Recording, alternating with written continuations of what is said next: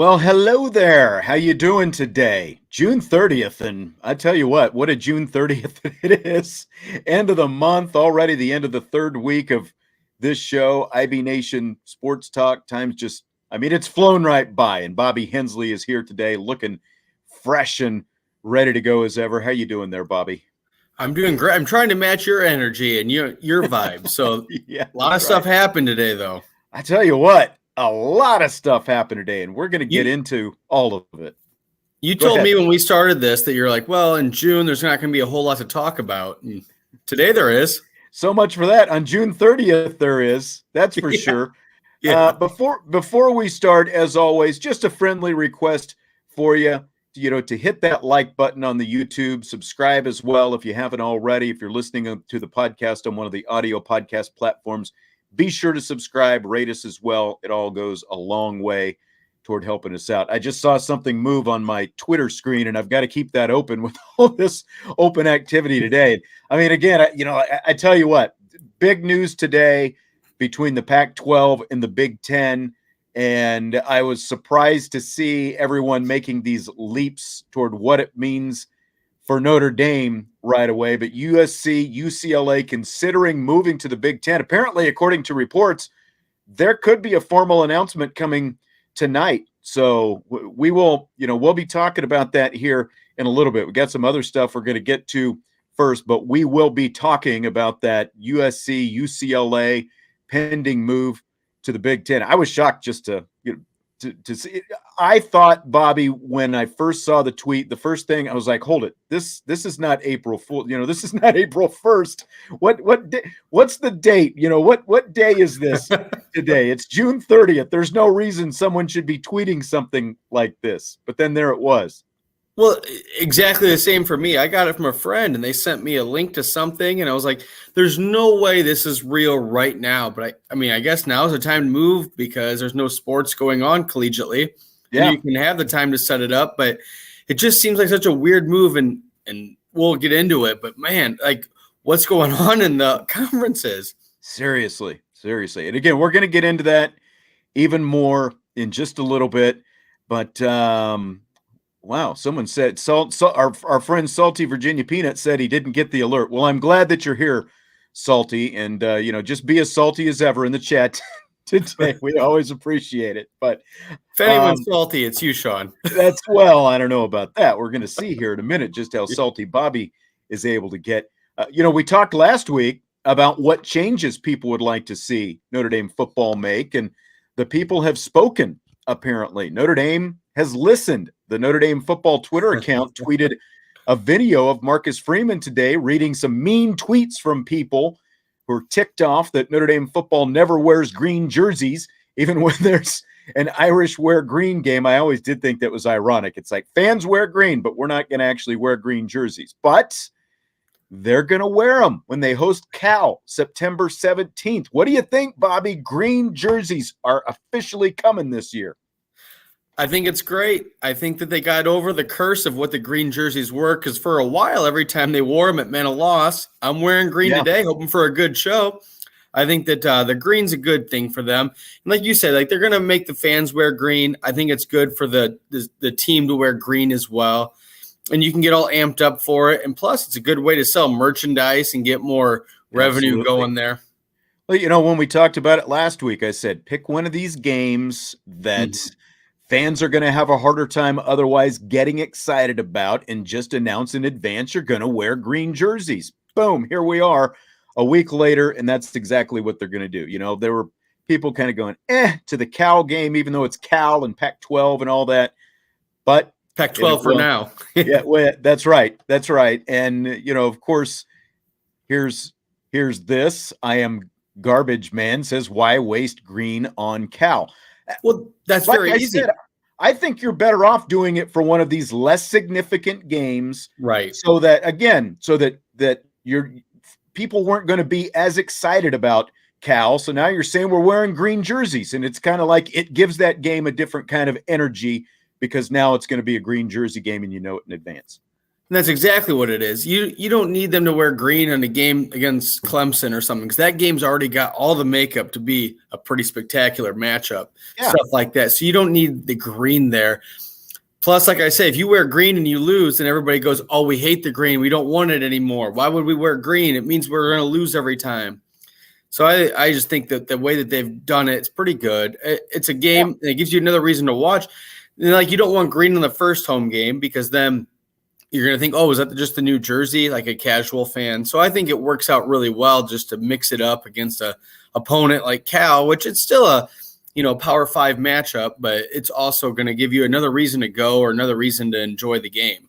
I'll be curious to see what those green jerseys look like. I personally don't care for the blue numbers, the dark, navy blue numbers on the green, which is what they have had, I think, the last time or two with Under Armour that they've worn. I would prefer to see either a gold number, like a real gold number, again, not this mustard stuff, but a real gold, or just white numbers on there. I agree with everybody else. No mustard. It's time to get rid of the mustard and move on to real green. Right. Real green with like the dark gold numbers, what you want to see. Yep. That's a good look. I like the dark gold. The mustard only worked because it was a throwback to the 70s. There's no need to keep it around. Yep, I agree. Keep it on your hot dog, not on your jersey. Yeah. Again, we're going to get into this USC, UCLA to the Big Ten stuff in a little bit. But, Bobby, if I remember right, you were not a fan of the TV show Lost. Is that correct? It's not that I'm not a fan. I've just never watched it. Okay. Well, I guess you can't be a fan if you don't watch it. So that's, whatever. Come see, come saw. But that's what I thought anyway. And I know not everyone has watched Lost. But, of course, it was a big hit. Big hit show a few years back. I just finished doing a complete rewatch because I've got the DVD set. So that was a lot of fun. And a DVD player. Yeah, I still have a couple of those around as well, even though the functionality is decreasing all the time. But one of the main characters on the show was John Locke. And something John Locke used to say, don't tell me what I can't do.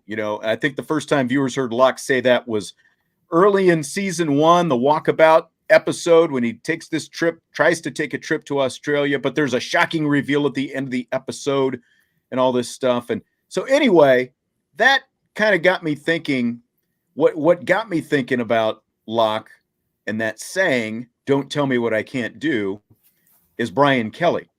Because Brian Kelly had a habit of telling us what he couldn't do.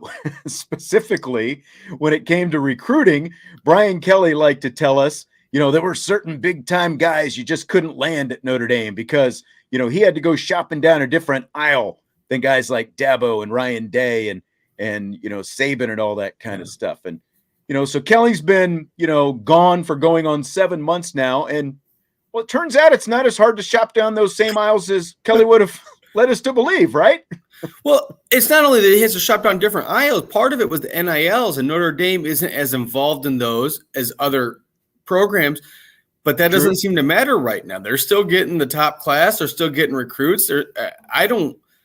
Maybe the limitation was Brian Kelly himself. That's why he had to shop down a different aisle. Well, that's a very good point, Bobby, an astute observation, because Kelly wanted us to believe, that he needed to spend most of his time shopping down the generic aisle. And, maybe every now and then you venture over to where the brand names are and, you take a shot at some Skippy or some Heinz 57 or whatever it happened to be. Sweet Baby Ray's barbecue. I had some of that tonight, as a matter of fact. But, I don't know why they call it Hamburger Helper, Clark. It does just fine on its own. So, but, then along comes Marcus Freeman, and it's just been night and day different. The guy can't go out at night without a 5-star or a 4-star just falling in his lap, basically. It's like he landed 2 more 4-stars in a 12-hour period between last night and this morning. They got to commit around 8 o'clock last night, and another one, I guess maybe 13. I think it was 8 a.m. Central Time, actually. Time zones, yeah, time zone, schmime zones. He gets 2024 wide receiver Cam Williams last night. Grew up thinking he was maybe going to go to Michigan, and then about 12, 13 hours later, he gets offensive lineman in the 2023 class, Charles Jagusa, this morning. So it puts Notre Dame back in the number one spot in the nation with both this year's and next year's recruiting classes. And, look, I'll give Brian Kelly his due. He came off that 4-8 season and he turned it into 5 straight years with double-digit wins and a couple college football playoff appearances. The recruiting did get better while he was doing it. But sometimes you've just reached your peak, and you need a change to put you over the top. Like the Kansas City Chiefs when they had Alex Smith. They finished second like 3 years in a row in the AFC West, and they win a couple division championships with Alex Smith, but they couldn't go anywhere once they got to the playoffs, right? So it was obvious that the Chiefs, if they were going to actually be a legitimate contender, they had to make an upgrade. So what do? They draft Patrick Mahomes, and the rest is history. And it's the same with Notre Dame. They were winning, and they were winning at an unprecedented clip with all those double-digit win seasons stacked back to back. You go back through history. Nobody else, has 5 straight double-digit win seasons. But what happened when they played the elite teams, Bobby? Well, I think Brian Kelly got Notre Dame as far as they could go with him. That's my point. With him. I don't think he was recruiting. That's exactly my point. He wasn't recruiting based on him or what his philosophies were. He was recruiting on the success that he had. And I think that that's cool, but he was never the selling point. The selling point was they made the playoffs or they were able to play in these marquee games, but it was never him. And then you get to a point where it's like, okay, is this all he can do? And that's why you kind of saw him leaving the picture at the end of last year, I think.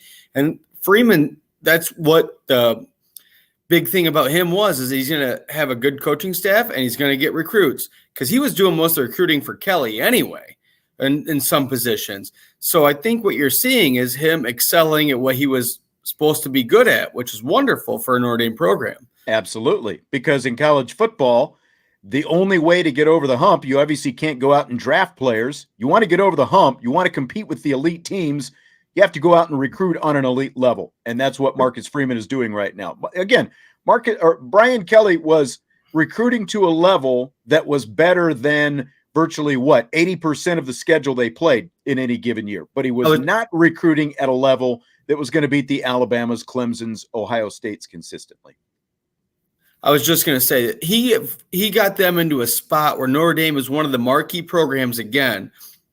I don't know how for him, he couldn't get over that hump to be the Alabama, the Georgia, the Clemson, but he gained sustainable success the last several years, but that was all his peak was. So he had to leave while he was hot. And I think what you're seeing now is Notre Dame being a top recruiting class. That's exciting for a Notre Dame fan because now you're seeing, well, maybe they're going to have the opportunity to compete with the same type of players as Alabama. Because if you can compete in the living room for recruiting, it should translate onto the field where you can compete with them. Right. And so Marcus Freeman has taken this to another level is the bigger point. Because in the meantime, even Clark Lee down at Vanderbilt has a better recruiting class right now than Brian Kelly. And, SMU, Boston College, Colorado are far ahead as well. But Notre Dame got the guy they needed to push them over the top. That is the point of what I'm saying. Now, to get over that peak, not just to get to the peak, but get over it, this is what you need, this elite kind of recruiting that we continue to see. So I'm curious your thoughts on just the job that Marcus Freeman has done in recruiting so far. I mean, this goes back, obviously, to when he was defensive coordinator as well, but it is, again, with him in charge, it has just gone to another level in this less than 7 months that he's been at the helm at Notre Dame. Well, that's just it. It's 7 months. And how many games has he coached? 2, if you include the spring game. Yeah, that's right. Which they won. No, I think he's done a great job. I think, you get that settling of the coaching staff, which you never know how that's going to go, who's going to stay, who's going to go. And people made their moves, and that's not on him. That's, everybody making their own decision.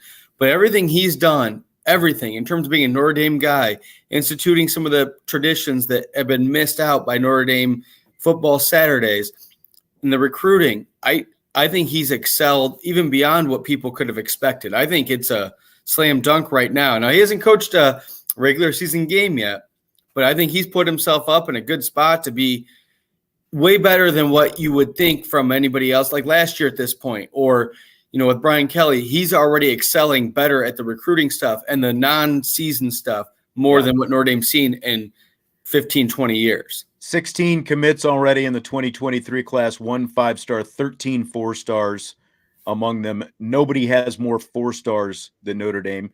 Now, 5 commits so far in 2024. You got 1 5-star, CJ Carr, the quarterback from Michigan. He could end up reclassifying and being in the 2023 class. That conversation is going on right now. We'll see exactly how that plays out, but 4 4-stars so far in the 2024 class already. I'm curious, Bobby, how much do you factor in recruiting when it comes to like how you talk about a coach, like this is a good coach or this is a bad coach, how you evaluate a coach as a coach? How does recruiting factor into that for you?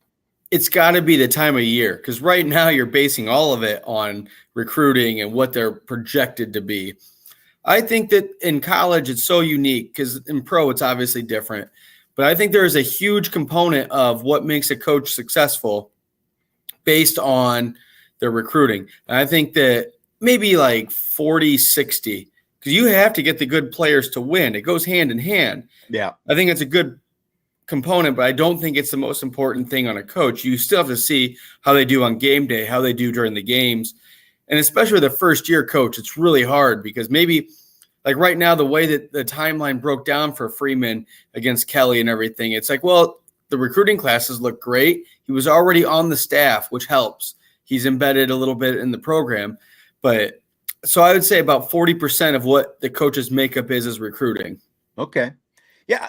I used to really separate the two. There's coaching and then there's recruiting, actual instruction coaching, X and O coaching, strategic coaching, all that stuff. And then there's recruiting. And I think, that kind of came from when I was around Paul Maneri's program, when I was doing Notre Dame baseball play-by-play back when Paul was still here.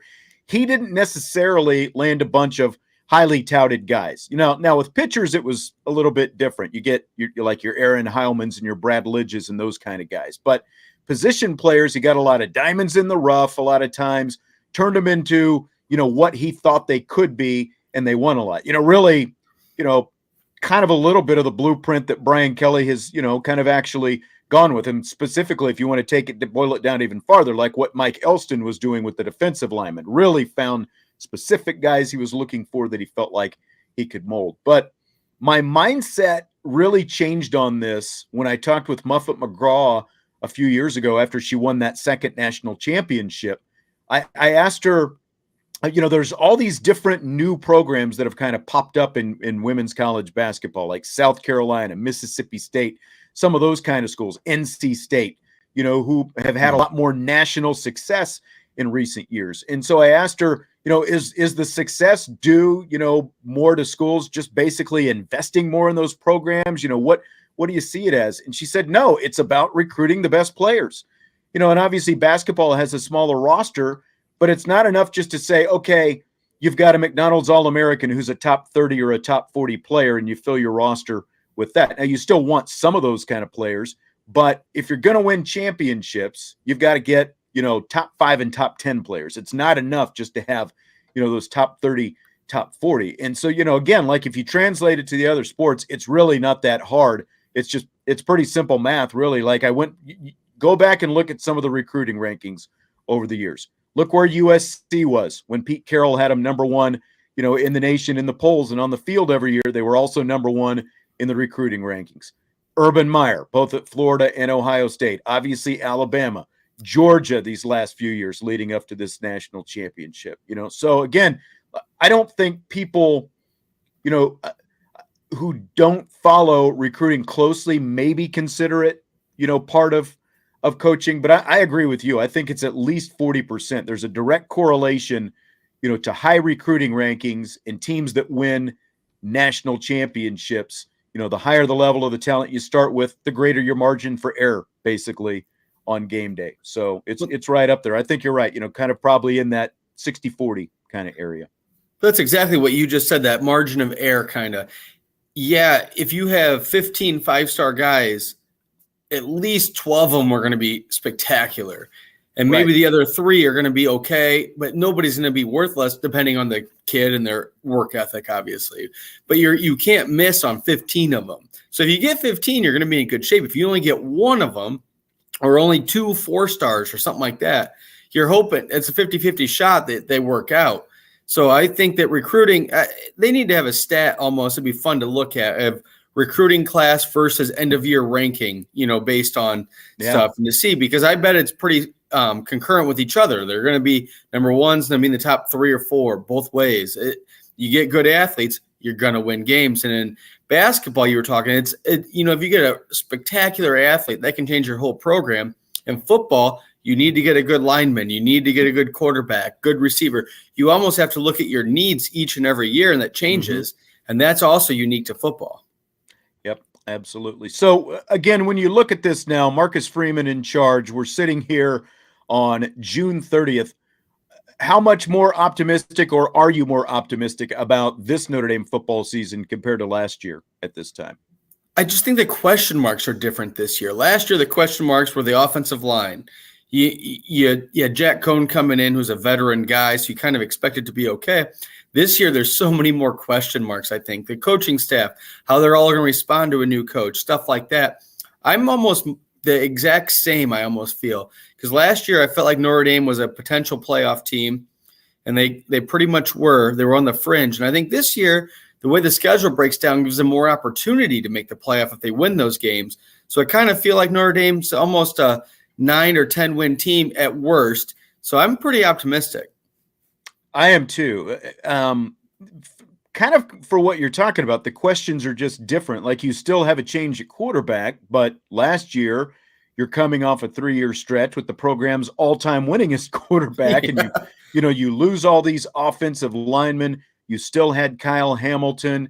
There were questions at wide receiver. Now there were still questions at wide receiver, but now you've got a younger, I think, quarterback with a ton more upside, and all these offensive linemen coming back. You've still got some key pieces, even though you lose a couple defensive linemen, again, there's like so much young talent and just talent across the board. And Isaiah Foskey, after the big year he had, and you're able to replace Hamilton with Brandon Joseph coming in from Northwestern. So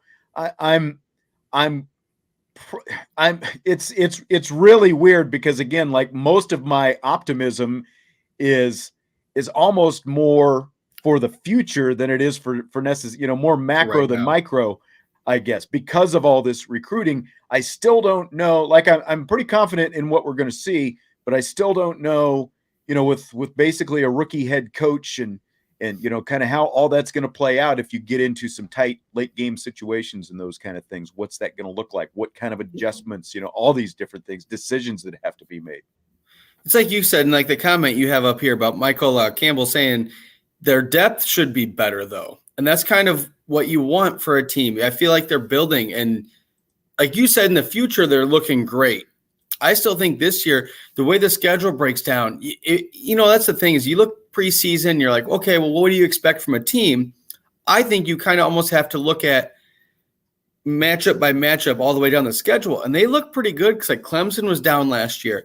So should Notre Dame be favored in that game? How many games will they be favored in? And I think that's going to look like a lot of success. The problem is if you start to stumble early, what happens then? But I don't see that happening for this Irish team this year. The way that Freeman has them all set up, and he's a player's guy, there's so many good vibes going into this season. Whereas last year was almost like looking for tripping points and what could go wrong. And that's almost the vibe that Brian Kelly had around the program. Whereas I think Freeman just has such a good vibe going. The players are going to be happy. I think I just see a lot of success for this squad starting this year. Yeah, there's definitely more outside, more expectation, I think, from the outside going into this year compared to a year ago. There was really, I think nobody really knew what to expect because of all the turnover. That's why, like, when you see some of these different rankings with the returning talent, how much returning players, experience and all that stuff that go into these different formulas. I think that last year showed that that's not as big a factor as maybe, people thought it is. Well, let's jump into some rapid fire. All right. Bobby. And we're going to tackle this USC UCLA thing. And it is just, again, maybe if folks, if you haven't heard already, news broke earlier this afternoon that USC and UCLA are considering leaving the Pac-12 to join the Big Ten. And not only that, there are reports out there that the Big Ten could approve it as soon as tonight, that the Big Ten presidents are expected to maybe take a vote on this. It's expected to be unanimous. Let's start with it from the Notre Dame perspective, because following along on Twitter, Bobby, I was shocked how quickly a lot of these people wanted to turn this into something like all of a sudden Notre Dame's got to join a conference now because USC and UCLA are leaving the Pac-12 to join the Big Ten, and all the, the Big Ten sure looks attractive to Notre Dame. I don't understand what one thing has to do with the other. How about you? Yeah, well, from the Notre Dame perspective, they're fully entrenched in the ACC for now. I mean, they have a golden setup with them. So saying that UCLA and USC jumping, those programs have been down for the last several years. So I don't think they're as lucrative as it used to be. And I almost wonder with the Big Ten, like the last several programs they've added haven't really had success in anything. So for Notre Dame specifically, the only tie to that conference would be geographically, and maybe a couple rivalries of Michigan and Purdue, you could say. And that's why Notre Dame that's why Notre Dame has not wanted to join the Big Ten, because of geography. They still want to be a national school. Now, obviously, if USC and UCLA are joining the Big Ten, I mean, you've got an annual rivalry with Notre Dame, so that would potentially keep it alive.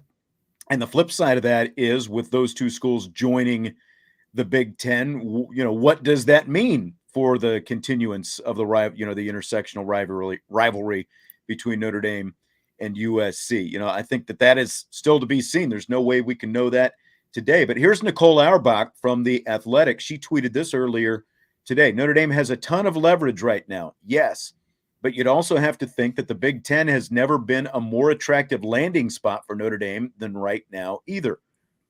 Again, why? What makes it any more attractive? You're adding USC, a team you already play every year, and UCLA. What makes that more attractive to Notre Dame? It's still the Big Ten otherwise, and you still are going to be confined predominantly to this part of the country. Now, the Big Ten is going to become a coast-to-coast conference. You're going to be complete, extremes, East Coast, West Coast, because you got Rutgers, Maryland USC. on one side. Yep. Yeah, and USC and UCLA. But the ACC is not affected by this. Notre Dame has an agreement with the ACC. The ACC is still intact. And as long as that agreement with the ACC is still intact, I just, again, I'm at a loss for why so many leaps to now Notre Dame is forced into joining a conference / the Big Ten because of this. I don't see what one thing has to do with the other.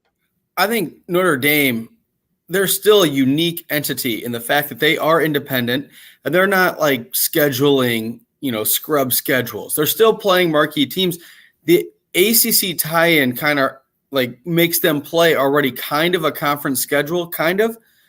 So I think Notre Dame, especially, they have ACC money, they have the NBC money. They're still an independent. They can do whatever they want. I think Notre Dame is here and the Big Ten is here. So for them to join the Big Ten, they'd have to go down to that level. And there's no positives for Notre Dame except for playing a couple rivals, but they could schedule those anyway, unless, the Big Ten starts to ban them scheduling them, because maybe that's the only way it works out for Notre Dame, is if they get banned from scheduling certain programs. But there's no reason for Notre Dame to look towards the Big Ten like, oh, that's a good choice right now. Yeah. Adam Rittenberg from ESPN, a lot of talk about additional Pac-12 schools probably being on the Big Ten's radar.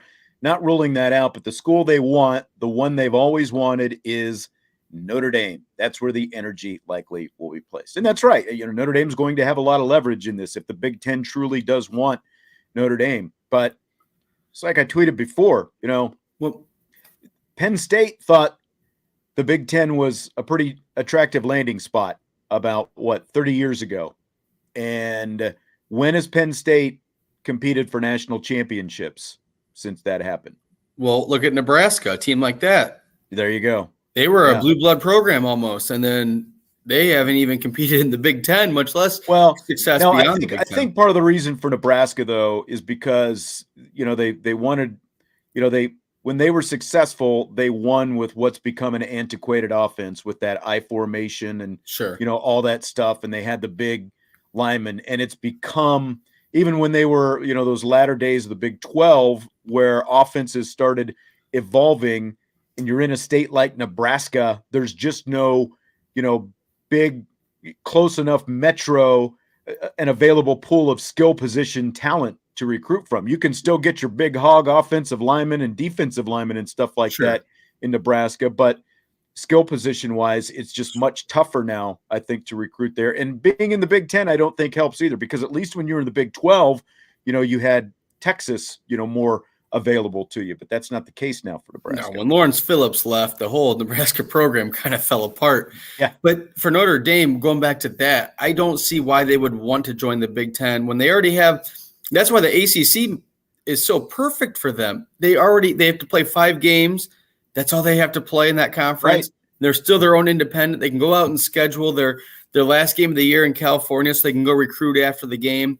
I think everything is set up perfectly for Notre Dame. But you talked about before the idea that NBC and Peacock were looking at buying the Big Ten network. And I wonder if this was all in play for part of that, because if NBC has the Big Ten, then there might be some money for Notre Dame to move to it. But as it is now, there's no reason for them to leave their NBC contract. And now, one thing that could be a big factor in this is the Big Ten is they still haven't signed their rights deal, TV contract. Yeah, their TV rights deal, but that's still out there, and they're expected to be the first conference to get $1 billion in a TV contract. And I'm sure that that's part of what got USC and UCLA to leave the Pac-12 is the fact they're going to get much more money by being a part of this Big Ten deal.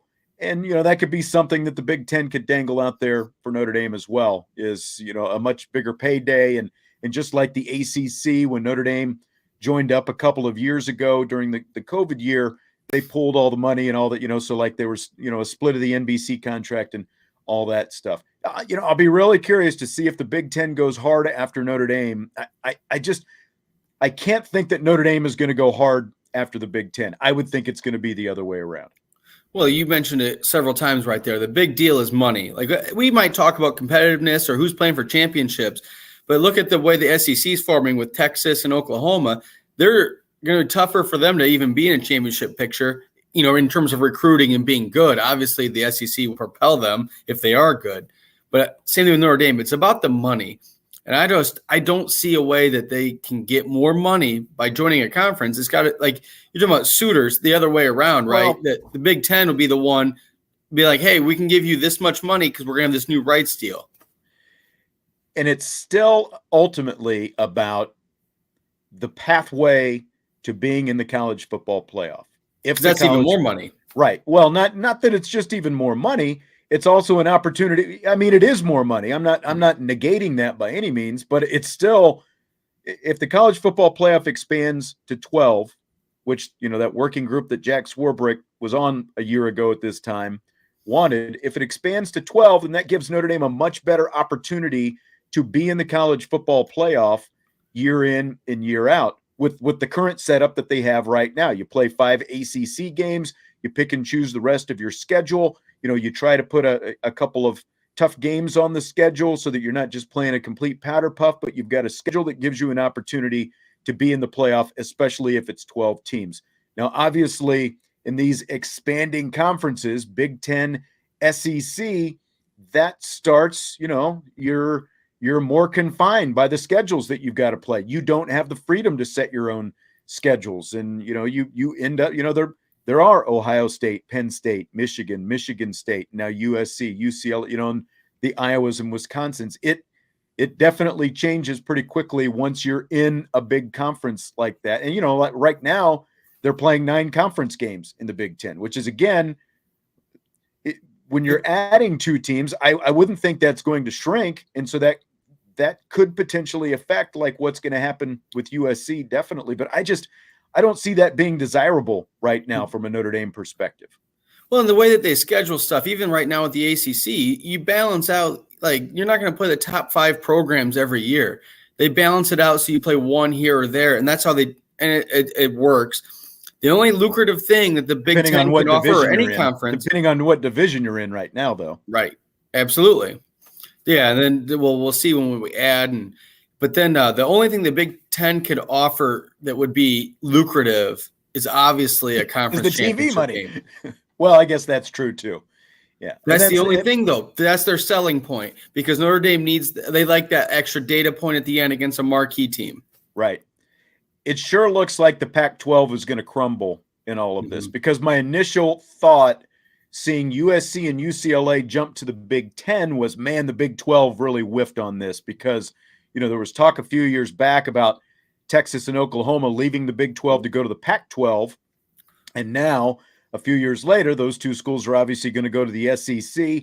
And in the meantime, the Big 12 is adding schools like Cincinnati and UCF and BYU, so they're adding some teams. But, man, if they had the opportunity, to get themselves USC and UCLA, it would have done them a lot of good. But they've also got a chance now, the Big 12, if they're proactive, which they haven't always been in the past, but they've got to go, a chance to go out. You're adding BYU, do you go out and grab Utah, that kind of thing? Do you get Colorado back?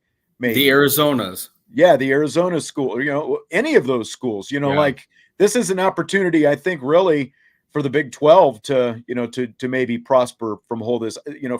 I could definitely see all those schools, those two conferences seem like a pretty easy merger when you see USC and UCLA coming this far east, to be in a conference with all these schools predominantly predominantly from the east of the Mississippi River. Yeah, and it's interesting because one thing I wish they would change is the name of the conferences. The Big 12 isn't 12 anymore. The Big 10 isn't 10 anymore. The SEC isn't Southeast only right now. It's frustrating, but anyway, I think they have to add something because who's the big power program now? Oklahoma State in the Big 12. Yeah, it's left over. I think if they don't evolve, and if Cincinnati doesn't stay good, something like that, then they're in trouble.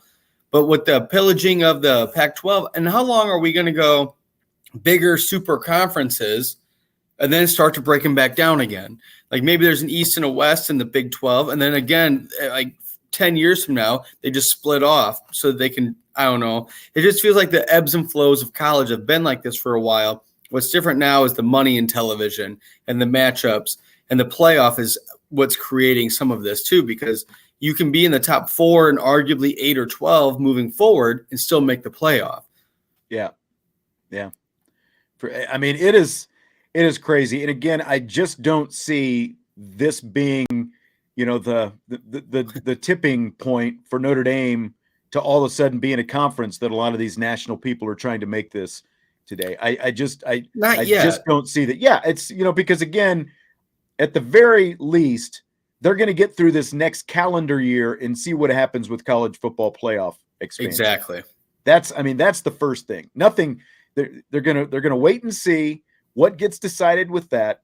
When the college football playoff is likely going to expand to some degree, it's a matter of how far out it expands. And again, the more it expands, the more it benefits an independent Notre Dame, and it's also going to be dependent on how stable the ACC is. And, because again, as of right now, the ACC is fine. It's funny because just a couple of days ago, I saw some talk about the Big Ten, possibly going after Virginia and Georgia Tech, what benefit would Virginia and Georgia Tech have to the Big Ten? Obviously, there's a lot more benefit getting to Los Angeles schools. And again, that is just catastrophic for the Pac-12 when you lose your anchor, not just your anchor program, really your two, in football, obviously it's been USC, even though they've been down, but still. The 2 LA schools. Yeah, the 2 Los Angeles schools, and that's huge for the Big Ten when they start talking about this TV contract to have Los Angeles lumped in there and some, and even like San Diego and some other markets out there. That is huge for them. So it's, but I think it's catastrophic for the Pac-12, and it's not catastrophic for Notre Dame by any means. I think it's a good time in college football to be one of those marquee brands. I think Texas got their payday going to the SEC. I think USC and UCLA are trying to make their payday going to the Big 12. The only thought to me in Notre Dame, like you said, for this year, they're fine. Let's see how it shakes out. And they have the availability to do that, which is wonderful for them. But you can't, if the tide keeps going a certain way, at some point, Notre Dame's either going to have to join a conference or not, and just say it instead of just waiting around. Because if they wait 2 or 3 years, the rest of football could move into a different way, and they might be left out. Yeah, I agree. But for right now, I think holding pat or staying pat and just seeing how it breaks down, I think is perfect for Notre Dame. Yeah, Notre Dame's in a really great spot right now. They hold all their cards. Yeah, as long as the ACC stays the way it is right now, and you don't see the ACC kind of get poached and picked off and things happen there, as long as that happens, but again, that could potentially be, a tipping point the other way for Notre Dame if things were to start happening there. So yeah, and you got to hold on, and everything's moving so fast is the thing. Because like last week, we weren't talking about conferences or if Notre Dame should join one. And everything changed already this week so fast that you hope the ACC stays intact. But if it doesn't, they got to move quick. I mean, Power 5 could become Power 4 pretty quickly. Again with like Pac-12, almost Power 3.5. 12. Yeah, I know. There's just a lot that's going on out there. So, and by the way, we're going to have an old friend of mine, RJ Abatia, who covers USC football. For USCFootball.com. He's going to join us next week, and we'll kind of get some of the USC perspective on all this, especially since, things should be final by then, as far as this whole Big Ten thing, the way things are sounding right now. So we'll get that. We'll also get some of his thoughts on Lincoln Riley, all the different things that have happened, where they stand right now with a little bit more than a month to go until fall training camp and all that. So we'll talk to RJ from USCFootball.com about all that next week. So looking forward to that. What a time for college football. Yeah, that's right. I don't know if there's ever been so much change going into a year and everything's happening so fast. And like you said, Lincoln Riley at USC, people almost forget already that he's over there. Bobby, the big question is, did you bring your saber? Because Michael Campbell is wanting some fencing talk tonight. So we don't want to disappoint Michael with no fencing talk tonight. Well, if there's one program that's good at fencing, it's obviously Notre Dame with all their national championships. I don't really have my tip or foil or whatever, but they definitely have the best program. Is that enough fencing talk for one day, Michael? You're just what you're saying is you left them in the trunk of your car. You don't have them with you right now because you have them. So that's why it's good that you and I are far apart. If we were together, I might need it, but yeah. So Nicole Auerbach from The Athletic just tweeted this. Just got off the phone with someone who believes this eventually leads to 2 mega conferences, the Big Ten and SEC, with 20 or more members apiece. Okay, well. That's when Notre Dame probably needs to jump in, right? Right. I mean, I don't know who that person is who thinks that, but at the same time, I could, get on the phone with somebody else who'd say, no, I don't think that's going to happen. So that's what I mean. I think you get to so much, but then of those 20 programs in each conference, the 20 programs can't be good every year. So you're eventually going to settle with good ones and bad ones. And then what do you do then? Do the bad ones break away to have a different conference so that they can try and rebuild? Adam Rittenberg, ESPN, source on Notre Dame. It's really unsustainable to be an independent right now. For BYU, sure, but not for Notre Dame. Notre Dame's making money. Right. Do you have your own TV contract? Are you on national TV every week virtually? What has made this unsustainable? They're not affiliated with the Big Ten. They're not affiliated with the Pac-12. I think the fact that you're talking about Notre Dame and if they should join a conference or not shows their sustainability. They're showing that they're the brand that's still national. Because if they weren't any good, they would have to join. And the fact that you can even discuss it, I think shows that they're the brand. Plus, with Peacock and with streaming and NBC, the way everything's going, who knows? But the one thing you do know is Notre Dame's still making money. Well, here's another comment. Seriously, how are you even supposed to run a 20-team conference? Are we going to play 16 regular seasons? Yeah, regular season games, I think is what he meant. But, you essentially, if you're going to have 20 teams in a conference, you've almost got to, you do have to go to smaller divisions. Yep. Probably more than two. You've probably got to go to 4, just like the NFL does. It's or not just like, but you've got to have at least 4 divisions probably, and then have like your own internal playoffs to get yourself out at the end. That's exactly what I was thinking earlier. If they go to these mega conferences, you're going to have a tournament to get into the tournament. Yeah. And what you're going to end up doing is like World Cup style for soccer. You have pool play where you play your little division, and then maybe the top 2 advance to the tournament from who knows? We can discuss forever. Everyone's been talking about super conferences and mega conferences forever. This is just 2 more teams leaving a conference. Like what was the world going to end and we were going to have 2 conferences a couple of months ago when Texas and Oklahoma said they were leaving the big, I guess it's been more than a couple months, but still when they said they were leaving to go to the SEC, it's like the world's going to go on. It's just that the number of teams in these conferences are going to change. There's still a bunch of teams out West. There's still a bunch of teams in the Midwest, and they're all still going to play.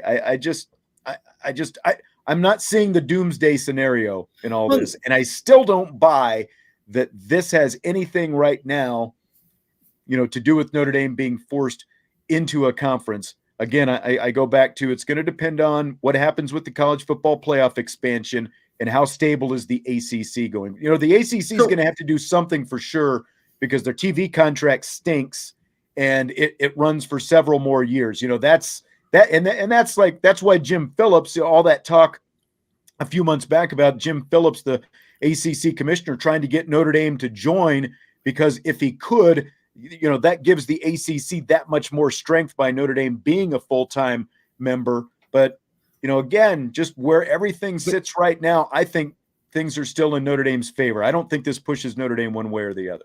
It absolutely doesn't, because we're not talking about USC and the program itself moving. It's the market, because USC's been down lately. If Notre Dame were to join a conference, that'd be a seismic shift that would change everything. Yeah. Whereas USC going, it's like, oh, they're just leaving the Pac-12. That conference is dead. But it's not about USC necessarily. Whereas Notre Dame is such a brand, they're going to be the one that shifts everything. If they join a conference, then you're going to see that the mega conference happen. And if anything, again, we've said this before, but the leverage is in Notre Dame's hand, because right now, okay, let's say that this whole, it's going to be 2 big mega conferences. Well, Notre Dame can start a bidding war between the SEC. Who wants me more? 10. Yeah, that's right. And who's to say? As big as the SEC and the Big Ten have become right now, we were just talking about the Big 12 and the Pac-12 maybe joining forces. Who's to say that the ACC doesn't get involved in any of that? You get the top teams from each of those 3 conferences and form your own stronger conference. And boom, then you have another super conference. And then I almost wonder if we end up with the NCAA not regulating it, like if they start their own league or something. I mean, that's what they want. That's what, a lot of the power. The playoff has pushed that kind of. Right. Oh my goodness. It's, again, it just happened so fast too, though. I know. I just see independence as still the path for Notre Dame right now. I don't see any, again, I'm not seeing the doomsday. It's time to panic. All of college football is going to be divided into 2 fiefdoms, and all of a sudden, everything changes, and it's not going to be Notre Dame land in the middle of that. But they're the only one that can do it. And like you said, as long as the ACC holds up and they do their own, their own stuff, they can do it. But they've still got the biggest brand. Yeah, by far in all of this. And if they join one of the conferences, then I think there's a huge shift there. And even if it's the ACC, then I think they might be a recruiting tool for the ACC to get more people. But there's no lucrative thing for Notre Dame to join. Exactly. Do you want to hit any more rapid fire topics here before we wind things down? I could never spend enough time with you, so it's whatever your schedule is. All right. Let me ask you this one, because I heard, Aaron Andrews the Fox sideline reporter, NFL. She used to work with Joe Buck and Troy Aikman. They're, of course, moving on to ESPN now.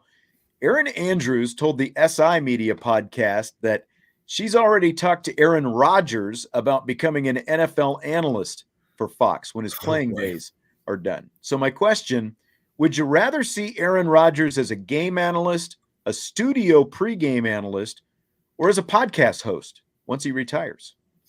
Well, the podcast host is interesting because that's the direction a lot of things are going. But I would rather see him in the booth. I want to see him actually break down a game because I saw him on the Manning cast and he was pretty entertaining, but he kept showing his scotch he was drinking the whole time. I want to see him for a full game actually given. He's almost like a more successful version of Jay Cutler to me. His vibe and his brand just isn't great. I think I want to see him in a booth because I want to see him fail. Yeah. I you know what? I picked the podcast, like, especially if it's between the studio pregame or podcast, like he did the Pat McAfee show, and the longer he sits there and the more time he has to talk, the more he gives you eventually. And I just think that those pregame shows right now have become like so condensed into, here's your 10 seconds to talk, Jimmy Johnson. Here's your 10 seconds to talk, Michael Strahan. It's like short bits. Nobody really gets to say anything. Aaron Rodgers has things to say. And I think that doing a podcast, even if it's just like partnering up with Pat McAfee on a regular basis, I think that you'd get a lot more unfiltered Aaron Rodgers. Now, I would still like to see him probably, you're right, like doing some game analysis and stuff like that. I don't think the pregame studio stuff would suit him because I think, again, I don't think that is enough room for him to, have time for anything to say. I think that the podcast makes the most sense because, again, he needs more time to kind of sit and then drink his scotch. And then as the scotch type, starts to take effect, it's like, now you've got unfiltered Aaron Rodgers. And that's what everybody's looking for, right?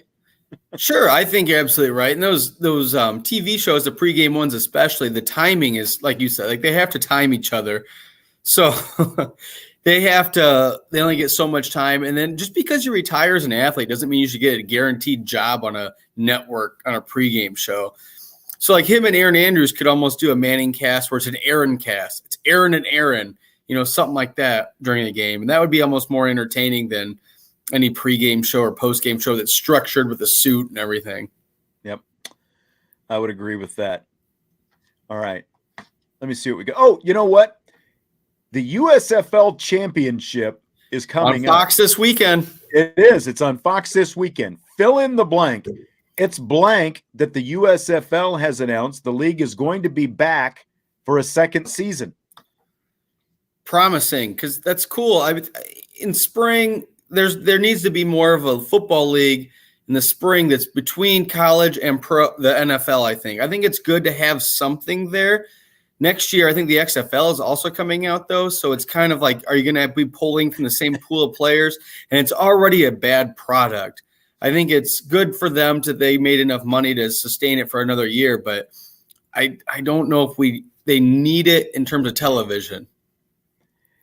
I agree with that. I think it is significant, though, because especially here in recent years, all these alternate spring leagues have not got past year one. And I do think it's significant that this is going to make it till year two. Now, the model that they've laid out, and I think we've kind of touched on it before. Like every game in Birmingham. Everybody plays in Birmingham, but it cut down the travel, so that's a huge expense that they eliminated by not having teams traveling around. Everybody played there. They made it a TV product.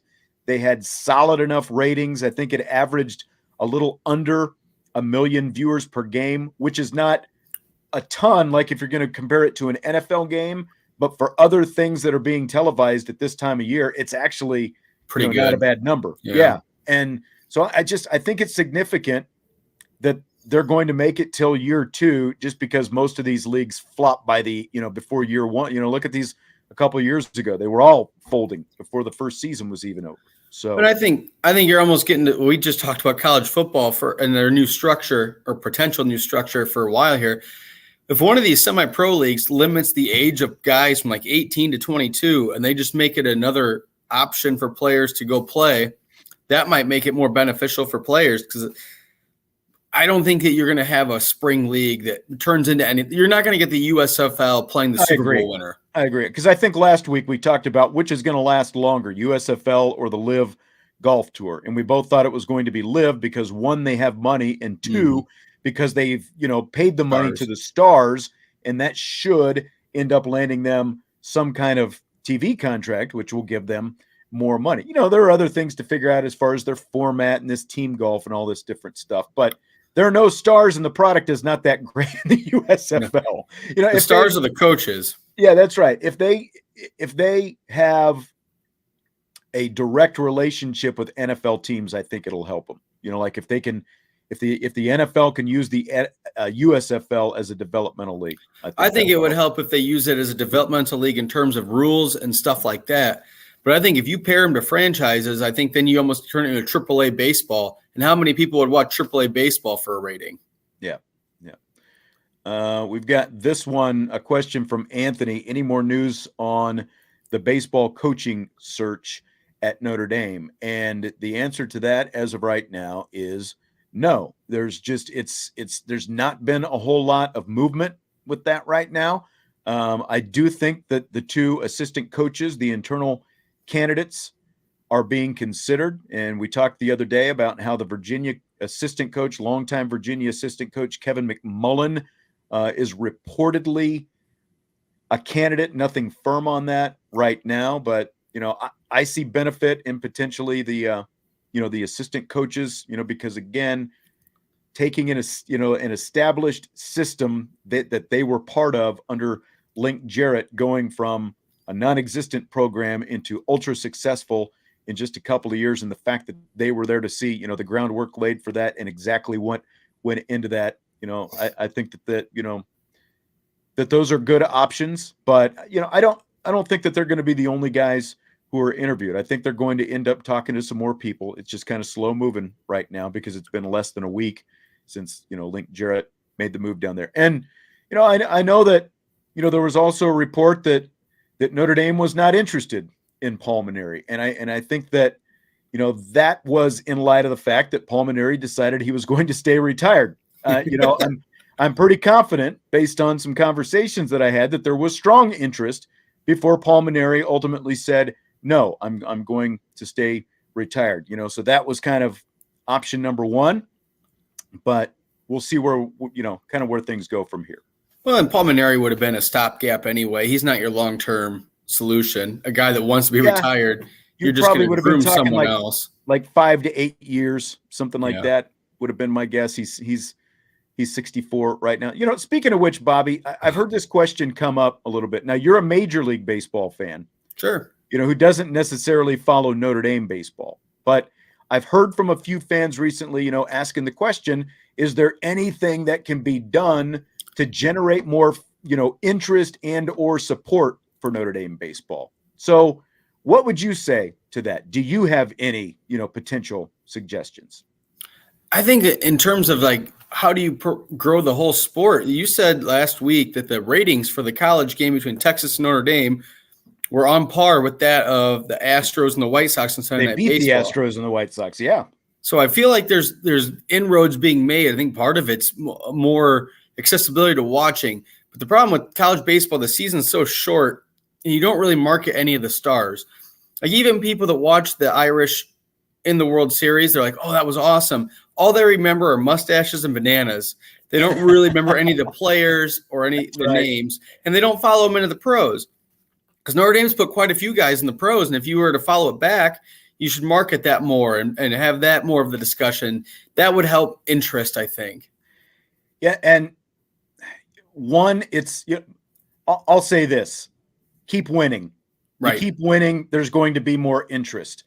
Now, like even during the Paul Mainieri era, that X Stadium was not packed every night, but there were, a decent amount of fans there. The other side of it is, though, it's tough with the weather the way it is here in South Bend. Now, personally, what I would do, I've said this before, I would rip out the bleachers at X Stadium, I would rip out the bleachers, and I've talked to some players who've said this before too. Rip out the bleachers, put seat backs in, to one, make it more inviting, two, make it more comfortable because they're aluminum bleachers that they've got over there. Do that, and then put one of those, like awnings, like at Autzen Stadium, put like an awning over the top of it, and then put some heaters on the inside there to at least kind of try to help out. Yeah, try to help the fans a little bit more who want to get out there at X Stadium. Now, I know that's going to cost a little bit of money, but that's a place that I would start just in terms of the facility. And you're going to lose a little bit of seating, but again, you're not selling the place out right now. And if you're not going to make the big investment, to really, bolster the seating, I think you need to make it as attractive as possible. So I would do that with the grandstand. Third, you might think I'm joking about this, but literally, because it is cold out there, I would sell beer at Frank X Stadium. There are a lot of places who sell beer on campus, and I would sell beer at Frank X Stadium. Peanuts, Cracker Jack, hot dog, dog and a beer. Just like James Earl Jones said, dog and a beer. And dog and a beer, Ray. It's not like you've got you've got ushers out there who can keep controls on things. I would sell beer. I think that would help get some people through the door. Even if they just sold beer on weekend games, let's say, or something like that. Because you don't have to sell it on a Tuesday at 5:00 game. If the linebacker's close enough, you don't have to necessarily. Right. But I think another thing that would help, I'm going the other way from your idea, is have little leagues where they can maybe little leagues get, it's already free admission, but encourage the little leagues to come. Because if you get little kids that are watching it, then maybe they want to go home and watch it the next day on TV, the next game, and then make their parents watch. So it's starting youth, I think. But beer doesn't help. I think that's good as well. Irish Chi-Town says, Sean, that would make too much sense, so it probably won't happen. You're probably right. But the beer debate on campus is a big thing for every sport. Yeah, I know. And, it keeps kind of getting bigger. But again, there's so much money to be made, too, for the university with alcohol. There's money to be made. You brought up the admission, and, I realize they did the free admission this year for the first time on everything but football and the two basketballs. And hockey.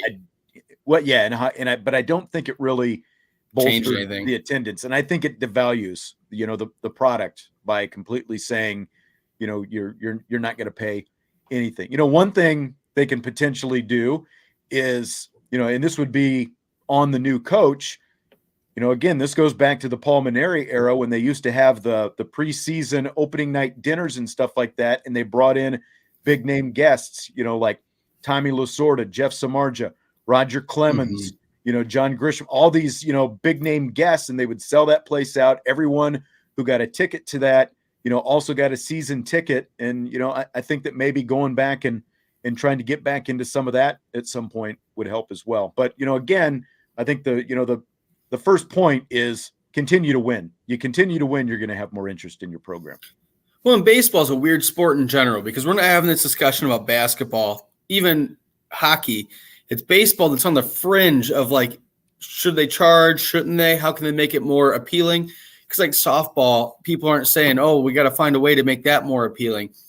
And then obviously I think maybe better use of advertising and social media for the baseball program could help get them everywhere, splash them around. So you just get inundated with it. But like you said, you have to sell a good product before you can make anybody want to go or care.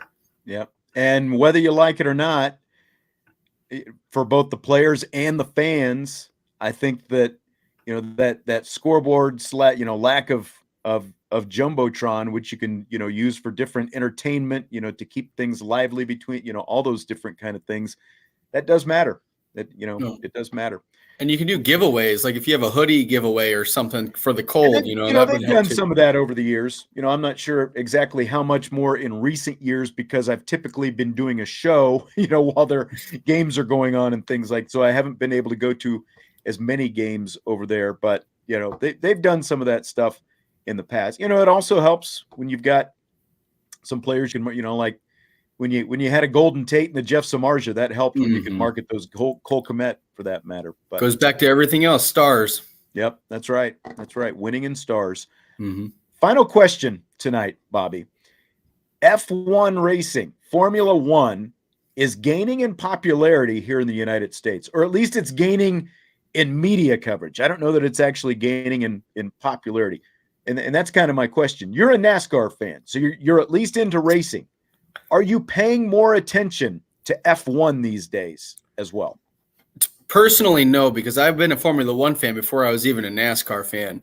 But what you're seeing in Formula One, you talked about the media coverage or whatever.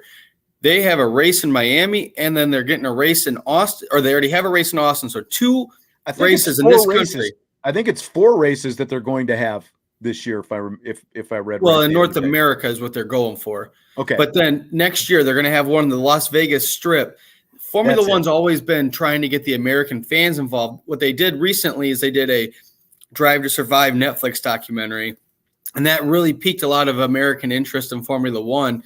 So to me, yeah, I think it's great for the sport. But what they're doing, they're going to have 2 to 3 races in one country next year, which is almost unheard of for them because they travel the world. They don't spend that much time in one specific country.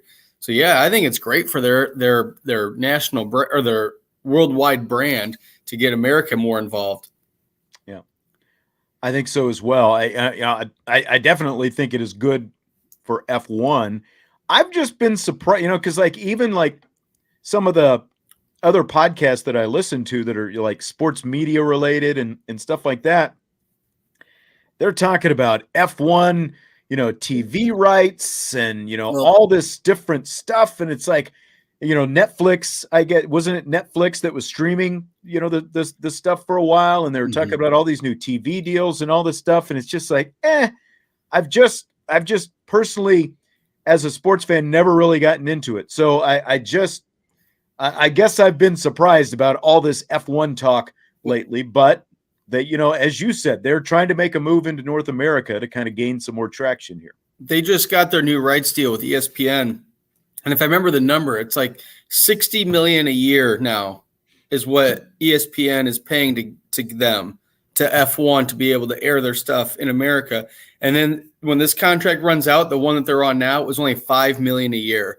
So you want to talk about the boom. That's a huge difference from $5 million a year to $60 million a year. Right. And they weren't even the highest bidder. Amazon was up there and Netflix was up there, but Formula One wanted them on a real channel with, over the air stuff. I see a topic formulating in our YouTube chat for next week. The blue bloods of college football. Who are the blue bloods of college football? Yeah. Oh, you're covering your face because you love that blue blood conversation. I love it because you and I think we were actually on the same side. We did this for basketball. That's right. We talked about it for basketball back on the old radio show. I think we're going to have to talk about it for football next week because I think that's a great topic. It's starting to once a program is a blue blood, you can't really take that away unless you're talking about Yale or Nebraska. Yeah. Well, yeah. See, and that's a question here. Number one ND fan. Once a program is a blue blood, you can't really take that away unless you're talking about a Yale-like fallout of relevancy. And obviously, the Ivy League, or as you said, Nebraska. I think we're going to have to get into that. Maybe we're going to we'll do some blue blood tears next week. TIERS, not like, crying tears. Well, it could be both. You've made me cry before. It wouldn't be the first time. That is true. All right, Bobby. Good stuff tonight. We had a lot going on tonight. Yeah. There's more recruiting stuff going on over the next few days. I think it's like, where is it? I think we've got more recruits. I'm trying to remember how many days in a row that we're supposed to get more commitments. I've got it here. Let's see. So yesterday we got Williams. Yesterday, Jagusa. Tomorrow, Micah Bell is making his announcement. Rico Flores on the 3rd, which is Sunday, and then Christian Gray on the 4th. It's like, come on, Christian Gray. You don't want to let people celebrate the 4th of July. You've got to make your announcement then. But that's cool, especially if Notre Dame ends up landing. Yeah, if Notre Dame gets them, it's awesome. Otherwise, forget you. Yeah. That's exactly right. That's exactly right. Hey, don't forget, hit that like button and subscribe on YouTube and, subscribe, follow, comment, rate, all that good stuff on the audio platforms, wherever you get your audio podcasts as well. We are going to be off. This is our final show of the week and for the month of June as well. It wraps up week 3. Bobby, great talking with you as always. I will talk to you next week. Have a good 4th of July. All right, you too. Stay safe. All right, I'll try. Well, as long as I stay away from you lighting those fireworks. Everyone else have a great 4th as well. We will talk to you next week. And again, Brian and the guys will be having plenty of, they got the mailbag shows coming up and more recruiting shows coming up as well. So we will, again, I'll talk to you next week. Declan, thank you. Declan says, great show. We'll just wrap it up with that. Talk to you next week. Have a great 4th of July. IB Nation Sports Talk.